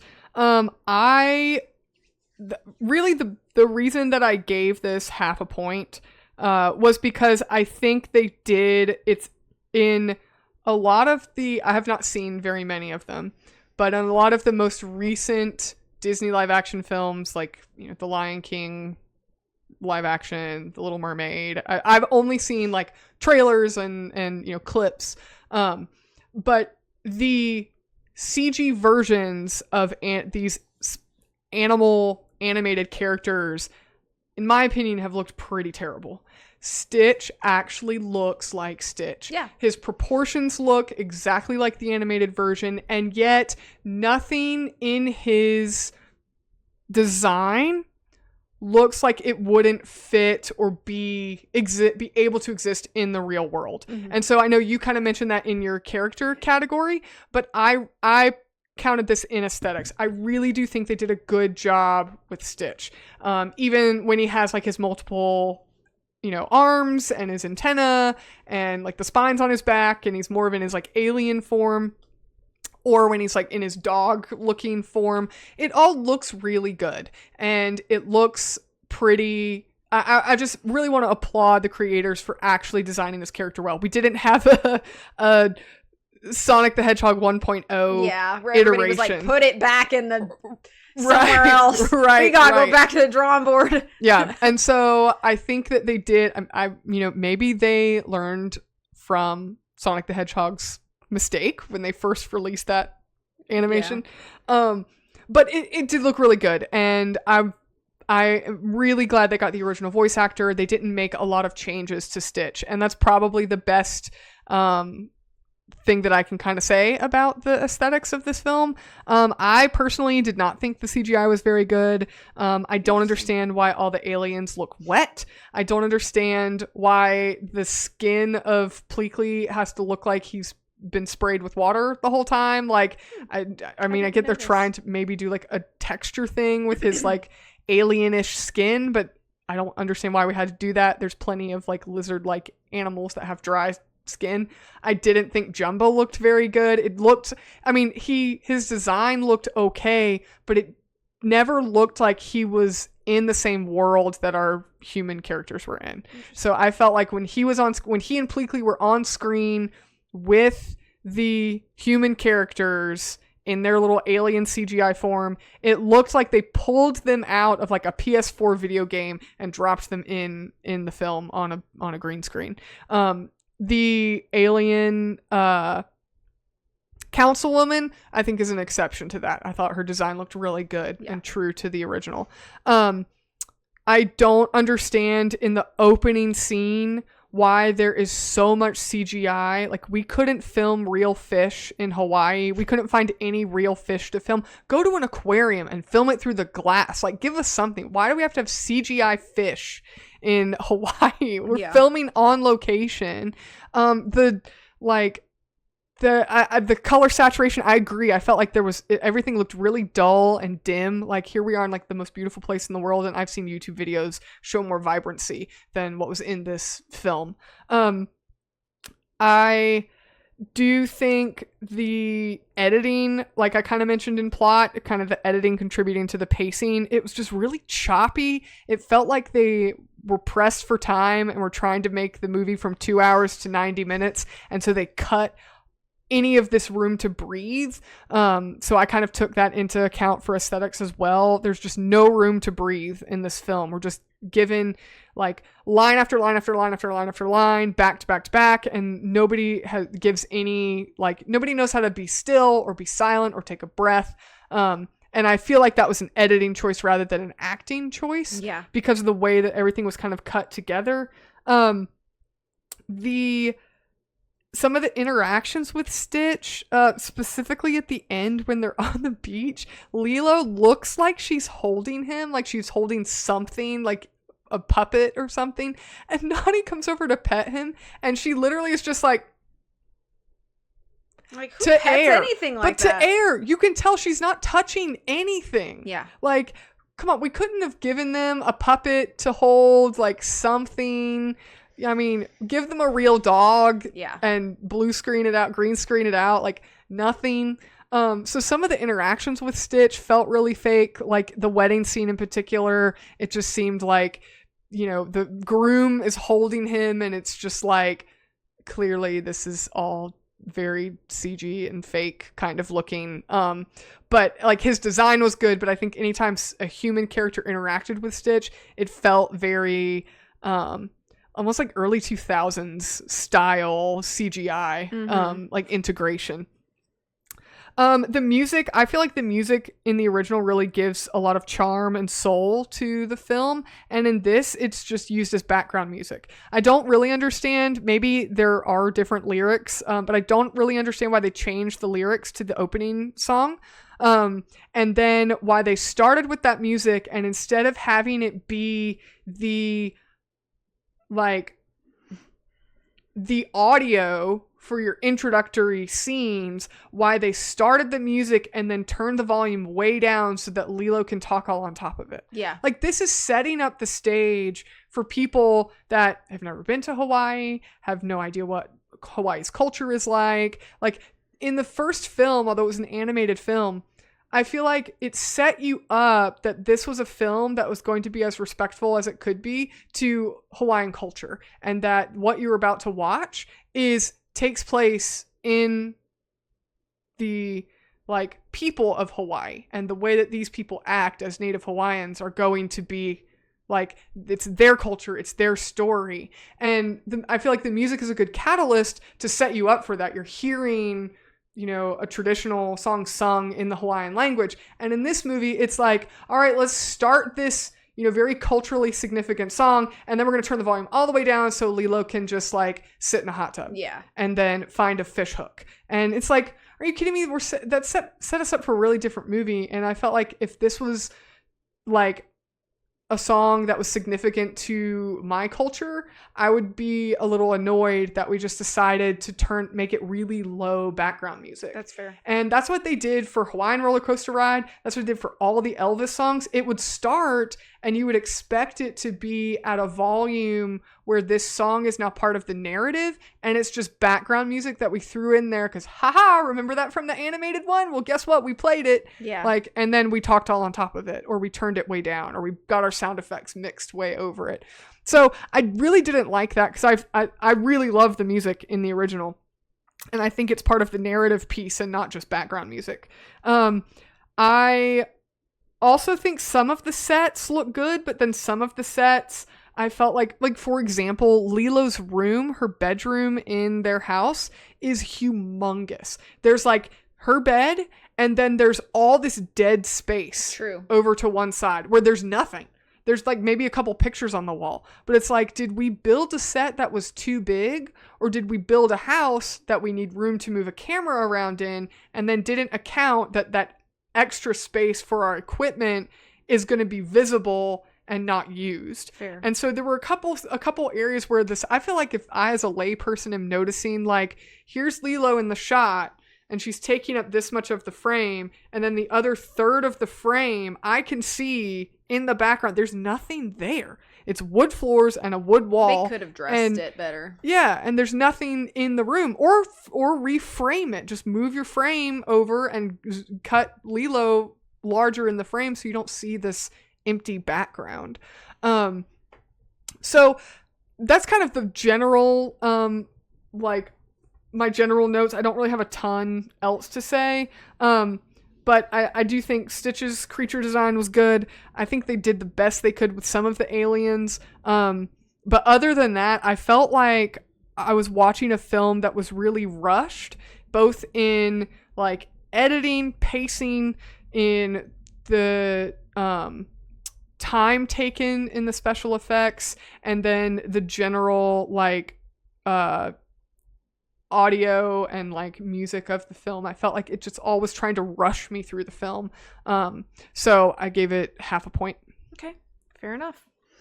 All right, so our fourth category is personal taste and preference. Out of 2 points, I gave this no points. Because why would I, when the original is better in every single way? So I have no attachment or loyalty to this version. Yeah. That's it. Yeah. That's all I have to say. That's all you have to say? All I have to say. Wow. I also give this 0 out of 2. I said I hated it. I really did. I hated this film. Not only was this a complete waste of time, it was a massive disappointment. And because this film removed all heart and soul of a previously great story, it sucked my soul for nearly 2 hours. And I hated this more than Twilight. So You heard it here first, folks. Mm-hmm. Holland enjoyed Twilight better than Lilo and Stitch live action. I did. I would watch Twilight again before I would watch this film again. I would. So our last category is creativity. And out of 1 point, I gave this 0 points. They took everything that was warm and meaningful about the original and they just crushed it. They didn't do anything new creatively. They just stifled or removed everything creative about the original. So I couldn't give it any creativity points. Yeah, I also gave it 0. The only thing I really have to say about this category is, why does this movie exist?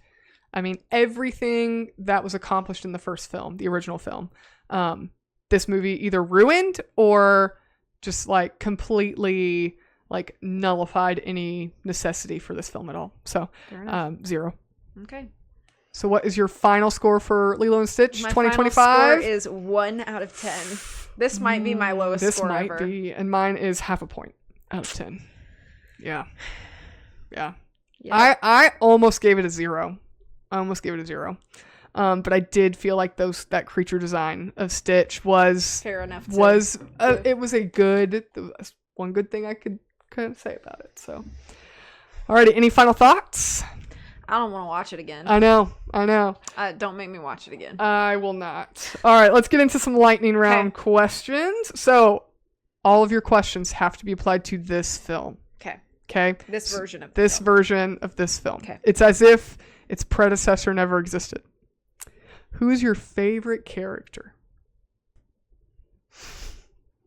The councilwoman. That's a great answer. I'm going to say that too. Yeah, I'm going to say the councilwoman. That's a good answer. Thanks. Yeah. I would agree. That's my favorite character. Thanks. Who's your least favorite character? Tutu. Yeah, I would say so too. Yeah. Tutu. Jumba and Pleakley would come in second, but they're both pretty bad. Yeah. Cobra Bubbles is pretty bad too. Yeah. I think Cobra Bubbles is pretty terrible.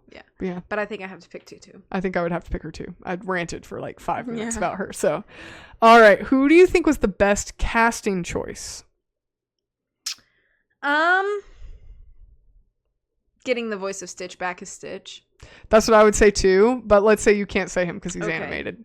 So, but I would agree. I would say that is the best. So, who other than him, who would you say is the best casting choice?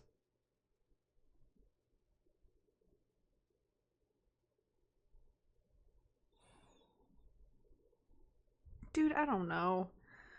In appearance, probably the little girl who's playing Lilo. But in regards to actual performance, I feel like I don't really have a good answer. Maybe the guy who's playing David, but it's still such a shallow version of him. But it's just casting. Yeah. It's just casting. So maybe him. I don't know his name. But yeah. Maybe him. I think I would say, I do think the casting for Pleakley was good. Sure. I don't think that he should have had a human form, but the actor's portrayal of his the way that his voice is, and even if they did decide to go for a human form, I think he did what he was instructed to do as a director. Or by the director and the direction of the film. But I think he did a good job. Okay. I don't like the direction that his character went, but I do think the casting was pretty good. Okay. So Fair. I would probably say him. Who's the worst casting choice? Zach Galifianakis. That's what I was going to say too. Sorry. It bothered me the whole time. It was terrible. His voice was awful. His Sorry, voice doesn't fit the character. It just doesn't. It's just not a good fit. Mm-mm. I'm not trying to say he shouldn't act, but that was just not the role for him. I also felt like he was just completely like this. I don't know, maybe it's harsh to say. I feel like he was kind of phoning it in for the whole performance too. Like he was playing a caricature it's almost of like a he caricature. wasn't fully present there. Yeah. Like, you know what I mean? Mm-hmm. All right. What is you have to come up with something. What's your favorite adaptation of the original? I also wrote all of these questions before we saw the film, so. Can you clarify what you mean? It has to be present in the original film. So, like, what's my favorite moment? Or adaptation, or scene, or, that was direct adaptation. Directly derived from the original. Probably the scene where Lilo discovers that she can use Stitch's mouth as the speaker for the record player. That's a good answer. Yeah. I would say that's a good answer. I feel like I'm on Family Feud. Good answer. Good answer. I thought this wasn't when Pleakley's like describing humans.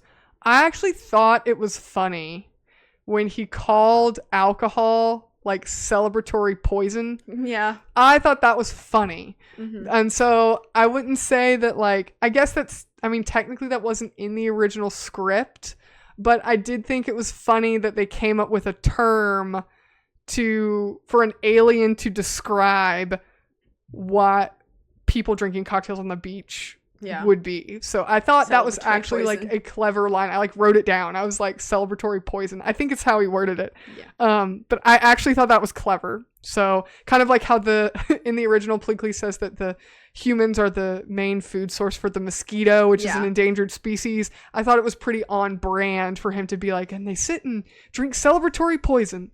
Mm-hmm. So I thought that was actually very clever. That's fair. What was your least favorite deviation from the original?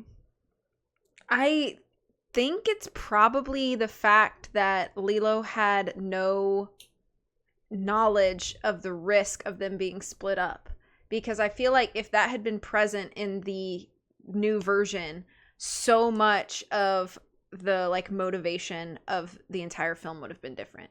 So I feel like just that not transferring over to this version is really what a lot of the bad things about it hinge on for me. Yeah. I think having like the whole college plot at all was completely stupid. I think it's not even useful to the plot. And I think in general, the fact that in the end, we're seeing Nani losing custody of Lilo and Lilo going into foster care as a positive, I think is horrible. But I would say that all would have been avoided if the college plot wasn't even in the film. Because it's like, well, we have to have Nani go to college at the end. Like, no, we don't. Like, we can come up with some other reason for her to, if that's how we want to end the film, is that Lilo goes to be with a different family, we can come up with a better idea other than Nani wants to go to college. Yeah. You know?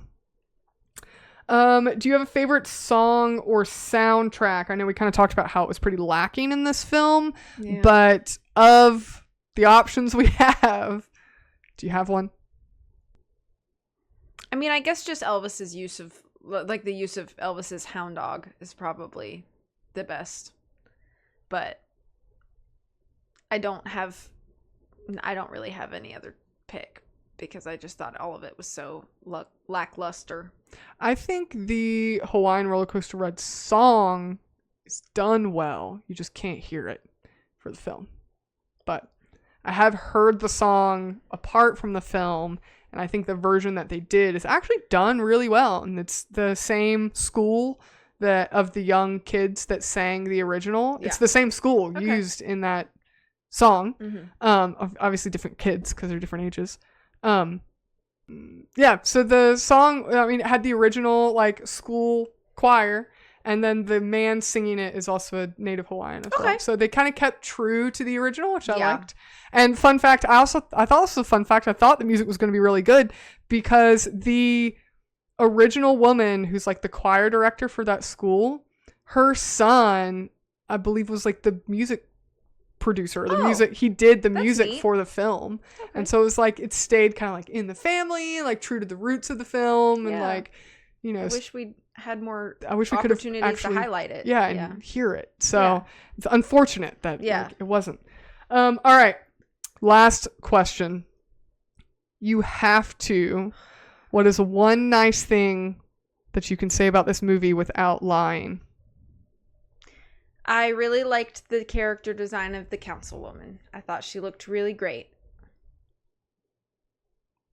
Okay. Good answer. Thank good you. answer. Thank you. Good Your answer. turn. I do think the CG, the 3D creature design of Stitch was done very well. It looked good like answer. him. Thanks. Yeah, no, it did look like him. They didn't change something, decide, you know, we need to make Stitch look more like a dog. Like, nope, they just stuck with what worked. So I think they did a pretty good job there. Sounds good. So, yeah. That's it. Alrighty. Any final thoughts before we I have expended all of my thoughts. Yeah. Unfortunately, I don't think we have a whole much more to say. I mean, we probably could spend another 3 hours complaining, probably. But you wouldn't want to listen to that. So anyways, thank you guys so much for joining us on this episode. We hope you had a good time. We know we did. If you would, please leave us a review on whatever podcast platform you choose to listen to. Like, comment, subscribe, do all the YouTube things on our YouTube channel. It just helps us know that you guys are listening. It also helps other people find the podcast. If you want to look at our show notes, our Patreon, our links to the topics we review, you can go to our website at lionandmousepodcast.com. We also have a suggestion box there that you can submit any topics you'd like for us to review next. We have a suggestion box on our website, and you can also leave us a comment. Spotify, YouTube, Apple Podcasts, wherever you want to leave a comment. We can also look at those or read those. Thank you guys so much for watching, and we will catch you in the next one.